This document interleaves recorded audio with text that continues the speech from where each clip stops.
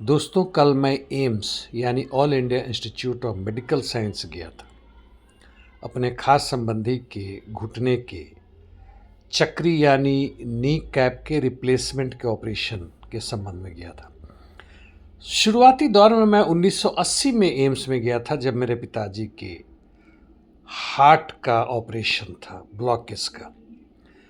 ना भर्ती में कुछ खर्च था, ना रहने में कोई खर्च था, ना ही खाना पीने का कोई पैसा देना पड़ता था और ना ही इलाज के दौरान या दवा का कोई भी पैसा देना पड़ा।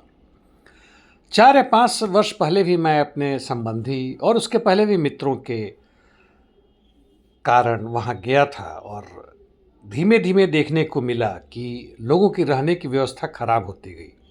जो 4 या 5 वर्ष पहले गया था वह ब्रेन ट्यूमर के इलाज के लिए गया था। खैर, वो तो नहीं बच सके, लेकिन जो स्थिति हुई वहाँ पे बड़ी भयानक थी। सैकड़ों नहीं, हजारों लोग गलियों में, सड़कों पर, आसपास के ठिकानों में रहते थे।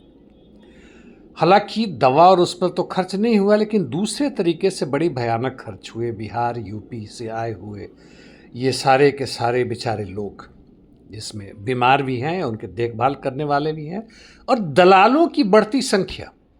और कल वाले में जैसा मैंने देखा कि आपके रहने का छोटा मोटा खर्च, दवाइयाँ आपको खुद खरीदना है, और दवाइयाँ पहुँचाने के लिए दुकानदार के दलाल वहाँ पहुँच रहे हैं। कोई 20% छूट दे रहा है, कोई 30% छूट दे रहा है। खाना में भी हल्का खर्च है, रहने में भी खर्चाएँ लगने लगी हैं। एक्सरे और जो भी करना है, यूएसजी वगैरह, उसमें आपको देने पड़ रहे हैं। दलाल हर जगह भर रहे हैं।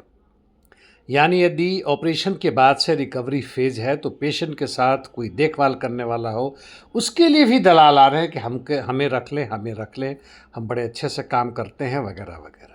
यानी AIIMS, all India medical institute, जो कहने के लिए केंद्रीय या सरकारी हॉस्पिटल है, उसका आधार तोड़ दिया गया है। डॉक्टर अभी भी अच्छे, ऑपरेशन सक्सेसफुल रहा, बाकी सारी चीज़ें ठीक है, लेकिन दलाली, पैसे और जो भी चीज़ें थी जो शुरुआती दौर में इस देश में बना था, क्योंकि उस समय मजदूर वर्ग की एकता किसानों के साथ साथ ज़बरदस्त थी, और पूंजीवादी सरकार पर यह ज़बरदस्त दबाव था कि जनता को कुछ न कुछ सुविधाएं दे, जिसमें रोज़गार भी था, शिक्षा के स्वास्थ्य व्यवस्थाएं थी। और धीमे धीमे करके 1990 के बाद से तथाकथित रूप से विकास के नाम पे, सुधार के नाम पे, और जनता को यह दिखाने की कोशिश की गई कि निजीकरण ही सही मसला है, सरकारी तंत्र मतलब आपको कोई सुविधाएं नहीं मिलेगी। और उसके तहत रेलवे, एयर इंडिया, जहाज़ रानी और यह जितने हॉस्पिटल सुविधाएं हैं, कहने के लिए नेशनल हेल्थ स्कीम NHS, जो इंग्लैंड में है, वहाँ की भी स्थिति यही हो रही है और पूरी दुनिया में हो रही है। भारत की बहुत भयावह स्थिति है। और एक बात समझने की ज़रूरत है कि आप जो भी राष्ट्र बना रहे हैं धर्म या जाति के आधार पे, उसके साथ यह क्यों जुड़ा हुआ है कि आपका जो भी सरकारी या पब्लिक प्रॉपर्टी है उसका निजीकरण हो जाए और चंद पूंजीपतियों के हाथ में चले जाए। ये दिमाग में कचरा कहाँ से आता है? इन दोनों में क्या संबंध है? ताकि यदि यह देश किसी खास धर्म के नाम पर बन रहा है तो उसके साथ साथ जनता का जो भी अधिकार है, शिक्षा का, रोजगार का, घर का, स्वास्थ्य का, वह सब कुछ चंद लोगों के हाथ में चल जाए और अब दरिद्र हो जाए, बेकार हो जाए, बुरा हाल हो जाए और हमें कीड़े मकोड़े की तरह रहना पड़े। कब तक? सोचो, और ज़रूर सोचो।